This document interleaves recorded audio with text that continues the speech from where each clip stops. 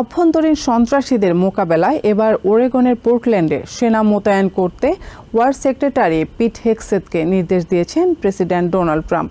শহরটিকে যুদ্ধ বিধ্বস্ত আখ্যা দিয়ে প্রয়োজনে সামরিক বাহিনীকে পূর্ণ শক্তি ব্যবহারের অনুমোদনও দিয়েছেন তিনি। শনিবার সামাজিক মাধ্যম ট্রুথ সোশ্যালে করা এক পোস্টে ট্রাম্প একথা জানান। অন্যদিকে পোর্টল্যান্ডের মেয়র কিথ উইলসন বলেন, তার শহর সহ দেশের কোনো শহরেই ফেডারেল সেনা মোতায়েনের প্রয়োজন নেই। গভর্নর টেনা কোটেক জানান, পোর্টল্যান্ডে জাতীয় নিরাপত্তার কোনো হুমকি নেই। ট্রাম্পের এমন পদক্ষেপকে স্বৈরাচারী উল্লেখ করে তীব্র সমালোচনা করেন ওরেগনের 2 ডেমোক্রেটিক সেনেটর জেফ মার্কলি এবং রন ওয়াইডেন। শনিবার নিজের সামাজিক মাধ্যম ট্রুথ সোশ্যালে এক পোস্টে প্রেসিডেন্ট ট্রাম্প জানান, হোমল্যান্ড সিকিউরিটি সেক্রেটারি ক্রিস্টি নোমের অনুরোধে ওরেগনের পোর্টল্যান্ডে সেনা মোতায়েন করতে ওয়ার সেক্রেটারি পিট হেগসেথকে নির্দেশ দিয়েছেন তিনি। শহরটিকে যুদ্ধ বিধ্বস্ত আখ্যায়িত করে তিনি লিখেন, বামপন্থী গোষ্ঠী অ্যান্টিফা ও অন্যান্য অভ্যন্তরীণ সন্ত্রাসীদের আক্রমণ থেকে আইসের যে কোনো স্থাপনা সুরক্ষিত করার জন্য যেন সেখানে প্রয়োজনীয় সেনা মোতায়েন করা হয়। প্রয়োজনে সেখানে পূর্ণ শক্তি প্রয়োগের অনুমোদন দেওয়ার কথাও জানান ট্রাম্প। ট্রাম্পের এই ঘোষণা ডেমোক্রেটিক আইন প্রণেতাদের মধ্যে তীব্র প্রতিক্রিয়ার সৃষ্টি করেছে। তার এমন সিদ্ধান্তের বিরোধিতা করে নিন্দা জানিয়েছেন তারা। এক বিবৃতিতে পোর্টল্যান্ডের মেয়র কিথ উইলসন বলেন, এই জাতির উপর দমনমূলক কর্মকাণ্ডের দীর্ঘ স্মৃতি আছে এবং প্রেসিডেন্ট এখানে কোনো বেআইনি কাজ বা সহিংসতা খুঁজে পাবেন না যদি না তিনি নিজে এটি ঘটানোর পরিকল্পনা করেন। পোর্টল্যান্ড কিংবা আমেরিকার অন্য কোনো শহরে কোনো সেনার প্রয়োজন নেই বলে উল্লেখ করেন তিনি। ওরেগনের গভর্নর টিনা কোটেক জানান, তাদেরকে সামরিক অভিযানের কারণ বা উদ্দেশ্য সম্পর্কে কোনো তথ্য দেয়নি ট্রাম্প প্রশাসন। তাদের কমিউনিটিগুলো নিরাপদ এবং শান্ত আছে বলে দাবি করেন তিনি। এর আগে শুক্রবার পোর্টল্যান্ডে ফেডারেল আইন প্রয়োগকারী সংস্থার সদস্যদের উপস্থিতি বেড়ে যাওয়া নিয়ে জরুরি সংবাদ সম্মেলন করেন মেয়র কিথ উইলসন সহ স্থানীয় স্টেটের ডেমোক্রেটিক আইন প্রণেতারা। এমন পরিস্থিতিতে বাসিন্দাদের শান্ত থাকতে আহ্বান জানান মেয়র। সেনেটর জেফ মার্কলি বলেন, পোর্টল্যান্ডকে অশান্ত করার ট্রাম্পের লক্ষ্য কোনোভাবেই বাস্তবায়ন হতে দেওয়া যাবে না। এছাড়া স্টেটটির ডেমোক্রেটিক নেতারা আলাদা আরেকটি সংবাদ সম্মেলন করেন। সেনেটর রন ওয়াইডেন বলেন, আইস সদস্যদের মুখোশ পরে অভিযান চালানো সহ অনেক বিষয়ে তারা বারবার জানতে চেয়েও কোনো সদুত্তর পাননি। একই অভিযোগ করেন কংগ্রেসম্যান অ্যান্ড্রিয়া সেলিনাসও। সরকারি কার্যক্রমে অচলাবস্থা এড়ানোর জন্য কংগ্রেসের কাছে আর মাত্র 3 দিন সময় আছে। সরকার সচল রাখার জন্য 2 দলের আইন প্রণেতারা কোনো সমঝোতায় না পৌঁছাতে পারলে মঙ্গলবার মধ্যরাতের পর সরকার অর্থশূন্য হয়ে পড়বে। রিপাবলিকানদের প্রস্তাবিত সরকার পরিচালনার অর্থায়ন পরিকল্পনা নিয়ে প্রেসিডেন্ট ট্রাম্প ও কংগ্রেসের ডেমোক্রেটদের মধ্যে সমঝোতার পথ রুদ্ধ হয়ে আছে। ডেমোক্রেটদের বিরুদ্ধে অযৌক্তিক দাবি তোলার অভিযোগ করেছেন প্রেসিডেন্ট ট্রাম্প। হোয়াইট হাউস হুমকি দিয়েছে, সরকার অচল হলে গণহারে ছাঁটাই করা হবে। এরই মধ্যে ফেডারেল সংস্থাগুলোকে গণছাঁটাইয়ের জন্য প্রস্তুতি নিতে নির্দেশ দিয়েছেন Office of Management and Budget OMBর ডিরেক্টর রাসেল ভট।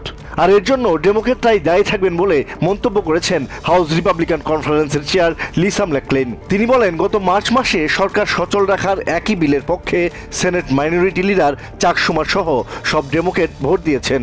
এখন তারা হঠাৎ করে সরকার অচল করতে চাইছেন। ম্যাকক্লেইন দাবি করেন, দেশের মানুষের কাছে বেশি অর্থ থাকুক সেটাও ডেমোক্রেটদের ভালো লাগে না, তাই তারা রিপাবলিকানদের বিরোধিতা করছেন। করদাতাদের অর্থ নিয়ে ডেমোক্রেটরা রাজনৈতিক খেলা খেলছেন বলে অভিযোগ করেন তিনি। অন্যদিকে ডেমোক্রেটিক কংগ্রেসম্যান ম্যাডেলিন ডিন বলেন, শাটডাউন হলে তাদের অনেক সহকর্মীর কি হবে তা নিয়ে তারা সত্যিই উদ্বিগ্ন। বর্তমান প্রশাসনের এসব বিষয়ে কোনো চিন্তাই নেই বলে মন্তব্য করেন তিনি। ডিন বলেন, ডোজের নতুন অধ্যায়ে শুরু করতে চাইছে ট্রাম্প প্রশাসন। চাকরিচ্যুত 2 মিলিয়নেরও বেশি ফেডারেল কর্মী রাজনীতির সাথে সম্পৃক্ত ছিলেন না বলে উল্লেখ করেন তিনি। দেশের মানুষের অধিকার রক্ষায় ডেমোক্রেটরা লড়াই চালিয়ে যাবে বলেও জানান এই কংগ্রেসম্যান। আমেরিকার সাথে $90 বিলিয়ন অস্ত্র চুক্তির ঘোষণা দিয়েছেন ইউক্রেনের প্রেসিডেন্ট ভলোদিমির জেলেনস্কি।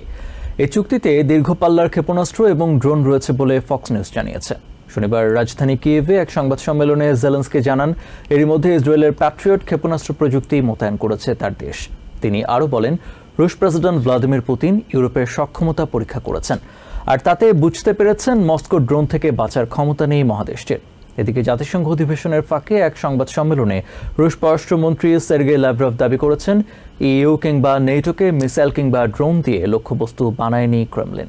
তবে তিনি হুঁশিয়ারি দিয়েছেন, নিজেদের আকাশসীমায় কোনো দেশ তাদের ড্রোন ভূপাতিত করলে তার পরিণতি হবে ভয়াবহ।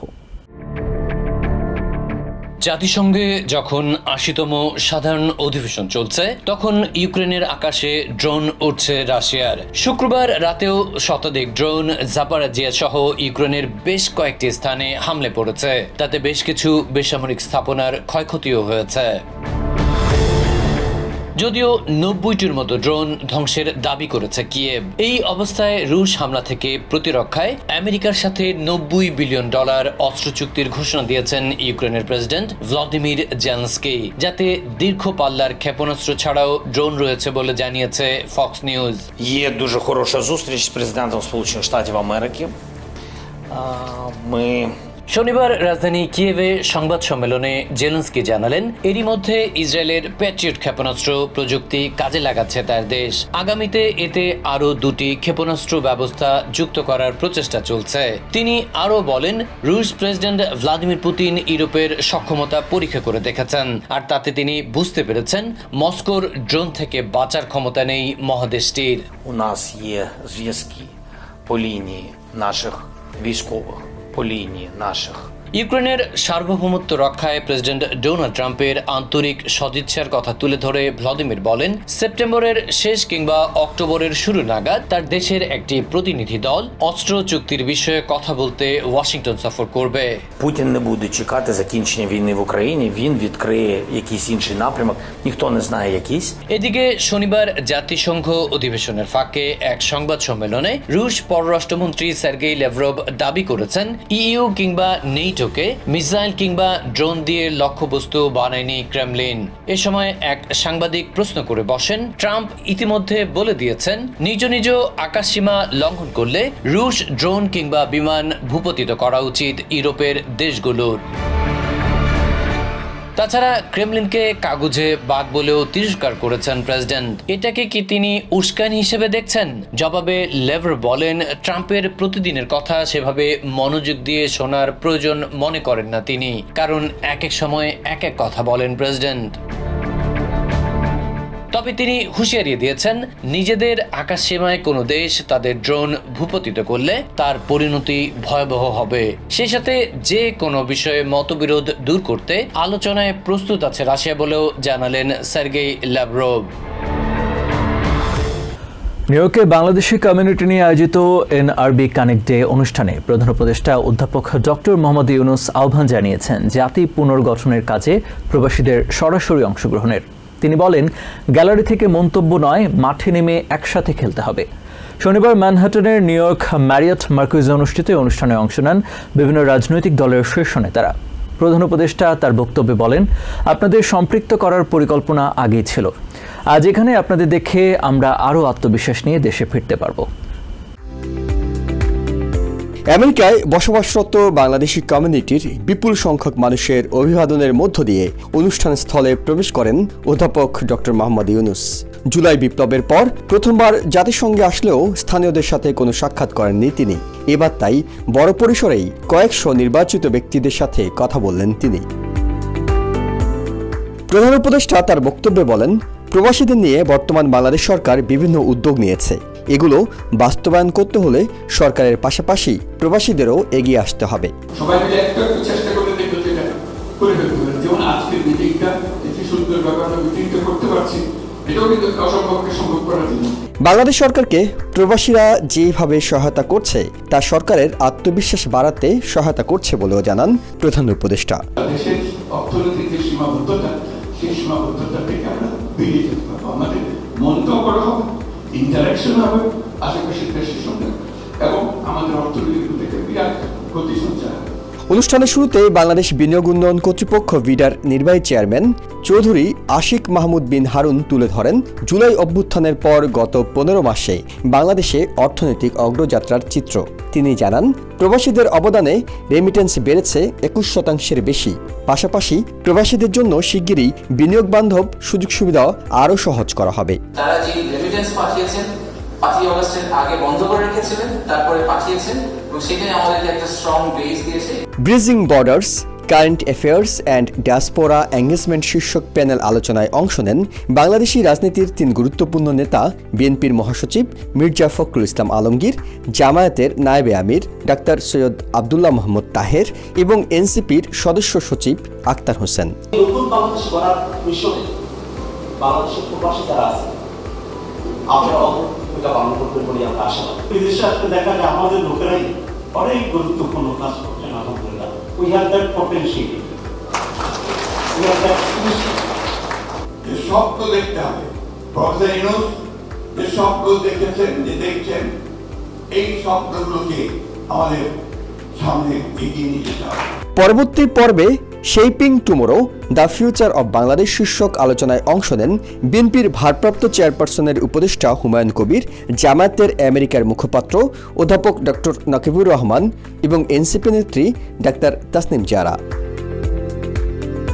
অনুষ্ঠানে উদ্বোধন করা হয় শুভেচ্ছা নামের একটি মোবাইল অ্যাপ। প্রবাসী বাংলাদেশিদের জন্য এতে থাকছে সরকারি সেবা, তথ্য এবং বিনিয়োগ সুযোগের গাইডলাইন। ইহসান Jewel, TVN 24, new York.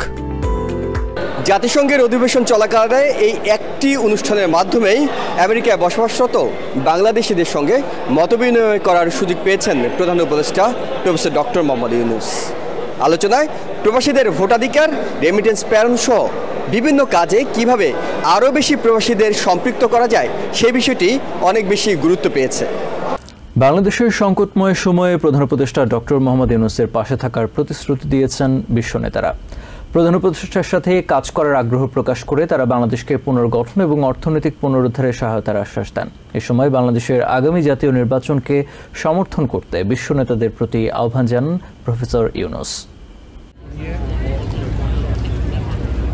New ইয়র্কে অনুষ্ঠিত জাতিসংঘের সাধারণ পরিষদের অধিবেশনে অংশ নিতে ম্যানহাটনের গ্র্যান্ড হায়াত হোটেলে অবস্থান করছেন বাংলাদেশের অন্তর্বর্তীকালীন সরকারের প্রধান উপদেষ্টা doctor Mohammad Yunus.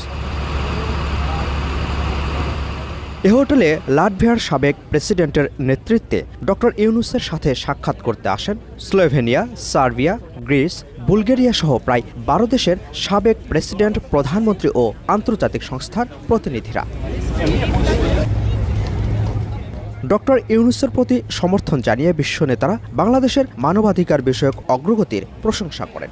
Ask not what your country can do for you, but what you can do for your country. And so I think that has been not just an American aspiration, but a global aspiration. And I would think it be true to say that there is no one who has lived this like Professor Mohammed Yunus. সবার সমর্থনে কৃতজ্ঞতা প্রকাশ করেন doctor Yunus. বলেন, সীমিত সম্পদের কারণে জনগণের প্রত্যাশা পূরণ করাই এখন সবচেয়ে বড় challenge. Situation was so dire, so terrible that you cannot keep on saying no to it. Young people sacrificed their lives, stood in front of the guns, blown away right away, and finally they became free. The country was liberated, it's free. So that's where we were supposed to come in and restore some order and try to build a country in the imagination of the young people. আসন্ন ফেব্রুয়ারির সাধারণ নির্বাচনে আন্তর্জাতিক সম্প্রদায়ের সহযোগিতা কামনা করেন তিনি। So we are going through that reform, and then the agenda is for the justice for the people. So those who are perpetrators of this brought to justice and punished. And the third was election. So in the first anniversary, we announced that we are coming close to the third phase of election. So we announced the election date, which will be February next year. The first half of February, we fix up a date there. And we'll have the election to hand over the responsibility to an elected government. But it is an extremely valuable, very intense time for the whole nation. Everybody is involved. You will not find anybody who will say, okay, let them do whatever they want to do. Everybody has a plan. বিশ্ব নেতাদের এই সমর্থন বাংলাদেশের গণতান্ত্রিক ভবিষ্যৎ ও পুনর্গঠনের পথে গুরুত্বপূর্ণ এক মাইল ফলক হিসেবে দেখছে অন্তর্বর্তীকালীন সরকার।